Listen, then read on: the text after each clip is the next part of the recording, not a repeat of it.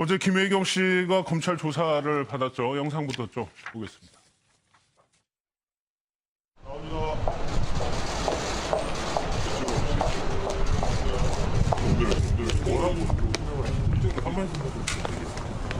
진실이 밝혀져야 된다고 했는데 어떤 게 진실이라고 생각하세요? 트위터 계정은 본인 게 아니신 게 맞나요? 뭐라고 소명하셨나요? 충분히 좀 소명을 하셨나요? 문제가 된 트위터. 검찰에 머물렀던 시간이 한 11시간 정도 되는 것 같습니다. 이제 신 변호사님, 이제 검찰이 결정을 해야 돼요. 기소할 것 같아요? 못할 것 같아요? 기소하죠. 여기까지 왔는데 검찰이 기소를 안 하면 네. 당연히 기소할 거로 봅니다. 끝났나요? 네네. 그럼 뭐 구체적인 혐의를 잡았다는 거 아니겠어요, 그러면은? 저는 여론 때문에 할 수는 없는 거잖아요. 그럼요. 네. 우선 압수수색 영장도 한번 나왔고요. 네. 아직 지금 경찰, 검찰이 갖고 있는 그 증거들에 대해서 지금 언론에 공개된 거는 일부란 말이에요. 지금까지 언론에서 몇 번 처음에 공개가 되긴 했지만 그때 항상 경찰이 이야기했던 것은 우리는 더 많은 것을 갖고 있다라는 얘기였고요. 네. 또 고발 대리인 쪽에서도 우리도 뭐 더 결정적을 갖고 있는데 이거는 상황을 봐서 재판도 내겠다 뭐 이런 이야기도 나왔고요. 그래서 여하튼 아직 우리는 전부 다는 알 수 없지만 수사기관은 상당한 간접 증거들을 파악하고 있는 것으로 보이고요. 그리고 네. 경찰에서 검찰로 기소 의견을 송치할 때도 검찰과 이야기를 하고 넘어간 거란 말이에요. 그러니까 경찰은 어느 정도 혐의에 대한 어떤 그 혐의를 입증할 만한 어떤 증거들을 갖고 있다고 보이고요. 기소는 뭐 거의 100%가 아닐까 예상해 봅니다. 알겠습니다. 그런데 어제 조사에서 조금 논란이 됐던 부분이 점심 문제였는데 일단 좀 이것도 영상을 좀 먼저 보겠습니다. 기사님 오전에 어떤 부분 좀 문제였는데 일단 좀 이것도 영상을 좀 먼저 보겠습니다. 기사님 오전에 어떤 부분 중점적으로 소명을 좀 하셨을까요? 총 6건의 조사를 끝냈습니다.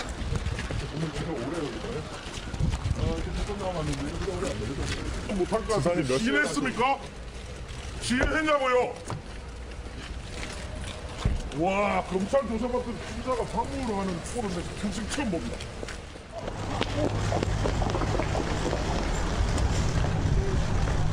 몇 가지만 더 있죠. 오전 조사 어떤 부분 주로 소명하시는지.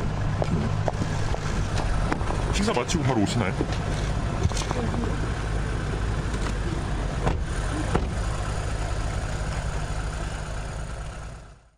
부부가 검찰, 경찰 총 4번의 조사를 받았는데 다 점심 먹으러 나갔었죠. 근데 한 사실관계를 좀 확인해 봐야 될 것 같아요. 피의자 신분으로 조사받으러 온 사람이 점심 먹으러 나온 게 아주 이례적인가요? 저는 그렇지 않나요. 저는 그렇지 않습니다. 예. 우선 저는 우선 경찰부터 말씀을 드리면 네. 경찰 조사하다가 중간에 점심시간이 끼인 경우에 예를 들면 특히 변호사가 지금 전부 다 변호사가 같이 조사를 받았잖아요. 네. 변호사도 같이 있는데 점심시간 중간에 꼈어요. 그래서 점심을 먹고 다시 조사를 해야 돼요. 그런 나중에 그럼 변호사랑 피의자가 밥을 먹어야 되는데 네. 경찰 안에서 밥을 먹는다? 먹을 자리가 없거든요. 먹을 자리가 만만치 않아요. 그래서 보통은 나가서 밥을 먹어요. 왜냐하면 나가서 밥 먹는 게 금지되어 있는 거 아니거든요. 밥은 네. 먹고 조사를 해야 되니까. 그리고 또 이제 오후 조사를 또 대비해서 변호사와 피의자가 같이 논의를 하기도 해요. 그런 게 또 금지되어 있는 것도 아니니까요. 그래서 경찰 조사에서 변호사와 같이 변호인과 같이 조사를 받는다. 그러면 대부분은 나가서 먹는 경우가 저는 더 많은 것 같고요. 대부분? 네, 물론 근데 피의자가 혼자 조사를 받는다. 네. 그러면 정말 그 언론에 한 그 인터뷰가 나온 대로 밥 생각이 없으니까 빨리 끝내기 위해서. 네. 그러니까 건너뛰는 경우도 그런 경우도 종종 있을 수 있지만 이렇게 김혜경 씨와 이재명 지사처럼 변호인이 같이 동행하고 중간 조사 도중에 밥을 먹어야 되는데 밖에서 나가는 게 오히려 저는 더 정상적인 경우로 일반적인 경우로 보입니다. 그럼 이 부분은 이재명 지사가 억울할 만하네요. SNS에 글을 올렸거든요. 당연히 그렇고요. 저도 변호사로서 그 경찰이건 검찰이건 하루 종일 같이 수사 참여를 하는 경우에 네. 점심은 항상 피의자와 같이 밖에 나가서 밖에서? 먹었습니다. 근데 마치 지금 검찰 쪽에서 이렇게 나오는 거 보면 뭐 작전 회의를 했다 이렇게 얘기를 하는데요. 네. 그거는 작전 회의라는 부정적인 언어로 표현될 것이 아니라 피의자가 방어권을 충분히 행사하기 위해서 변호사와 상의를 하는 것이다 이렇게 보는 것이 조금 더 객관적인 표현일 것 같아요. 뭐 당연히 보장된 권리이고 이것을 뭐 평생 처음 봤다. 글쎄요, 저는 그런 말씀을 하시는 수사관을 평생 처음 봤습니다. 변호사 두 분이 오히려 밖에 나가서 먹는 게 일반적인, 뭐 당연하겠죠. 그게 권리겠죠. 밥 먹는 것까지 경찰서 안에서 먹으라 이런 건 없고. 그렇죠. 그게 편할 수도 있고 변호사와 충분히 상의할 수도 있고 네. 그래서 조사받는 도중에 식사로 나가는 게 이례적이지 않은데 문제는 이례적인 것은 조사받다가 그 식사로 나가는 장면이 언론에 보도되는 것은 이례적이죠. 언론에서 그런 걸 별로 보도한 적이 없고 영화에 나오는 장면을 보더라도 보통 체포된 그 피의자들이 뭐 짜장면 시키면서 먹으면서 조사받는 그런 장면들은 영화에 많이 등장하지만 나 밥 먹으러 나갈래 하면서 나가는 장면은 영화에도 잘 등장하지 않고 일반 기사에서도 잘 등장하지 않습니다. 왜냐하면 이렇게 기자들이 앞에 진을 치고 있는 상황에서는 밥 먹으러 나가는 것 자체가 굉장히 다시 한번 또 기자들을 뚫고 나가야 되기 때문에 부담되고 하니까 가급적이면 안에서 시켜 먹는다든지 아니면은 굶고라도 조사를 빨리 마치고 나온다든지 일반적으로 그렇게 하다 보니까 언론에 보도되기로는 분명히 식사로 나가는 장면이 별로 보도가 안 되는데 이번 같은 경우에는 저렇게 이제 그 당당하게 식사로 나가는 장면을 취재진에게 보여주는 것이 그동안 일관되게 이재명 지사 측에서 보여온 어떤 자기 페이스대로 이 조사 과정을 이끌고 나가려는 그런 노력을 보여주는 일환이 아닌가 싶기도 합니다. 알겠습니다. 오늘 또 나온 내용 중에 하나 인터뷰 기사가 나왔는데 하정표 의원님 전 분당병원 서울대병원 원장입니다.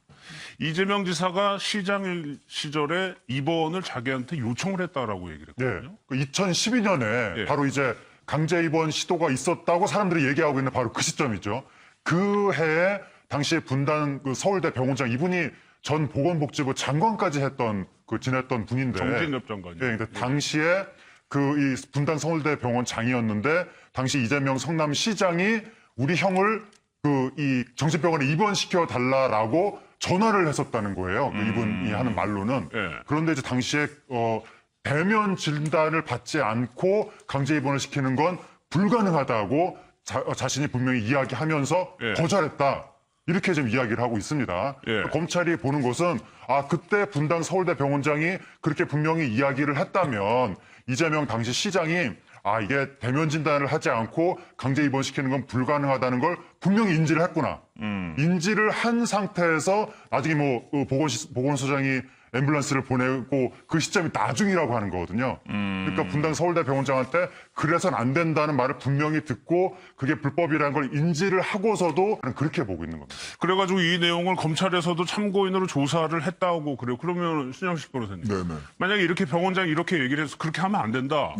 불법인 걸 인지하고 했다는 게 더 나쁘다는 얘기인가요? 그러니까 지금 국민들이 고의가 충분하다라고 검찰에서는 고의가 있었다라고 이렇게 판단을 할 것 같고요. 충분히 인지하고 있었음에도 불구하고 강제 입원을 시키려고 했다. 고의가 분명하다. 고의가 분명히 있다. 형사처벌을 받으려면은 첫 번째 출발선은 고의거든요. 그럴 의도가 있었느냐라고 하는 것이기 때문에 고의가 분명히 확인되는 지점이다라고 검찰은 평가를 할 것 같고요. 국민들 입장에서는요. 사실은 사람이 하루에도 수십 번 거짓말을 하고 산다고 합니다. 그렇게 실수를 하거나 또 실수로 거짓말을 하거나 할 수는 있는데 위선으로 보이니까 이게 실수가 자기를 이재명 지사 측에서 그냥 실수 한 번, 그냥 거짓말 한 번이 아니라 사과하거나 이런 게 아니라 자꾸만 뭔가 꼬리에 꼬리를 물고 자기를 위선으로 보이게 국민들 앞에 포장하고 있는 거 아니냐라는 것 때문에 국민들은 좀 실망하고 있는 거죠. 검찰은 아까 정진엽 전 장관님의 말을 고의가 충분했다라는 증거로, 정황 증거로 사용할 것으로 보입니다. 그러면 이 정도 되면은 이재명 지사, 임병글 변호사, 이재명 지사의 기소 여부도 또 굉장히 높다라고 보세요? 이재명 지사도 저는 기소 의견에 조금 더 기울어져 있는데요. 우선 지금 이재명 지사의 이런 혐의들에 대해서 아까도 좀 같은 의견이신데 이게 경찰이 단독으로 수사해서 기소 의견 그다음에 딱 넘긴 게 아니라 이 넘기는 과정에서 지금 압수수색도 많이 했잖아요. 검찰과 긴밀히 이야기가 오갔고요. 검찰의 지휘를 받았단 말이에요. 검찰과 의견을 나누고 기소 의견으로 송치를 했어요. 그러니까 그런 과정에서 검찰은 이미 여기에 대해서 어떤 유죄의 어떤 심증을 가지고 수사를 하고 거기에 대한 어떤 상당한 증거나 이런 것을 모았다고 저는 개인적으로 판단을 하고 있기 때문에 네. 그래서 만약에 이재명 지사 측에서 정말 이런 객관적인 사실을 딱 뒤엎을 만한 확실한 증거를 내지 않았다면 그리고 법리 주장만 하고 있는 상황이라면 그러면 이거는 검찰이 100% 기소를 할 수밖에 없는 상황이죠. 이런 상황은 네. 그 다툼은 법원이 판단을 해줄 테니까. 그러면 최 의원님 뭐 지금 여기 두 분 법조인 의견을 보면 부부가 기소가 될 가능성이 일단은 높아 보입니다. 현재까지. 일단 지금 부부가 적용받고 있는 혐의가 다르기 때문에 예.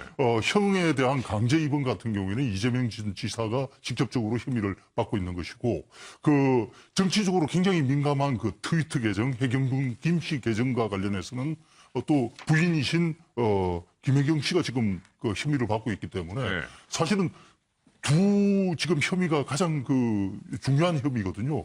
그래서 두 사람 모두 기소될 가능성이 있지 않나 하고 보여지고 그런데 저는 개인적으로 좀 이해가 안 되는 부분이 아까 이제 형을 강제 입원시키려고 했을 때 절차를 좀 무리하게 추진했다. 이런 부분에 대해서는 좀 수사가 필요하다고 보는데 네.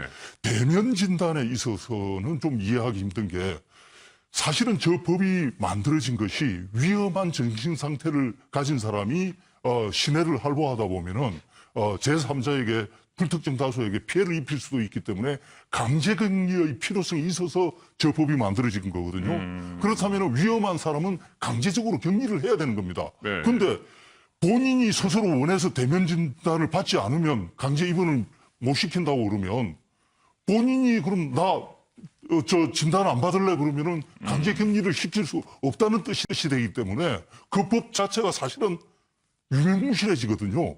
그래서 강제적으로 진단을 해서 강제적으로 격리를 하는 것이 저는 저 법의 취지에 맞다고 봅니다. 그래서 대면 진단이 안 돼서 네. 뭐 강제 입원을 못 시켰다. 이건 좀 이해가 안 되는 그 부분이에요. 부분도 이제 논란이 될 수가 충분히 있는 소지인 것 같아요. 네, 근데 요거는 법의 취지가 지금 뭐 말씀하신 부분들도 있지만 또 이 강제 입원과 관련된 법은 실제 정신병원이라고 하는 곳은 실제로 인신이 구속되는 거거든요. 네. 그렇기 때문에 그 사실상의 인신에 구속되는 절차는 인권의 측면에서 철저한 충분한 네. 절차를 거쳐야 된다. 아. 왜냐하면 이전에 사실 뭐 불황자들이다 누구다 뭐 이렇게 해가지고 또 정신병에 걸려 있는 의심 환자들이 네. 가족들에 의해서 가족들이 동의만 하면 다 그냥 바로 정신과 인신이 구속되는 곳에 네. 구속될 수 있는 병원에 입원이 되는 경우들이 왕왕 있었고 이 과정에서 사실 탐사 보도를 통해서 본다면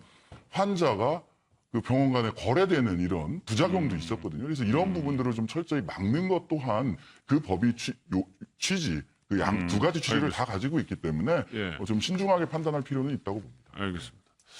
그러는 와중에 하재건 평론가 이제 이재명 지사 친형입니다. 이제는 뭐 돌아가셨는데 옛날 인터뷰가 다시 또 조명을 받고 있어요. 예, 그 최근에 이제 기사가 나왔는데 예.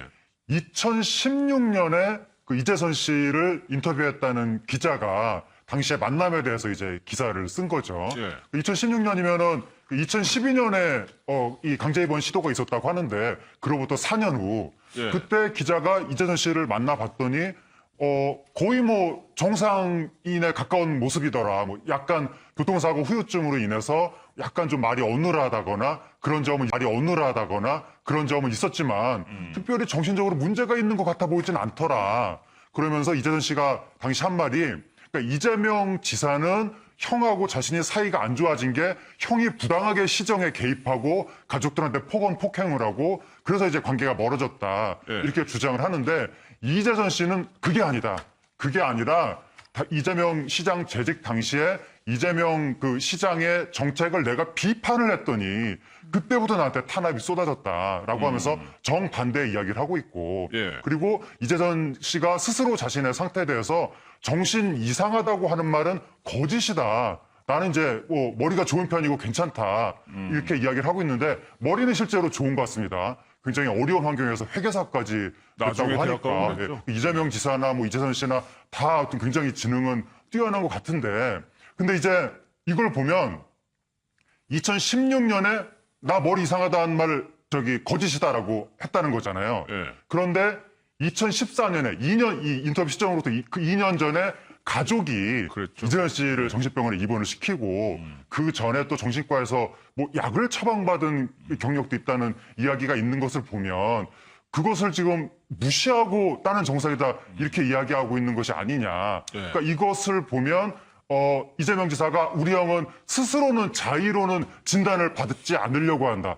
그러니까 강제 진단이 필요했다라고 주장하는 게 이 지금 그 형은 어쨌든 나는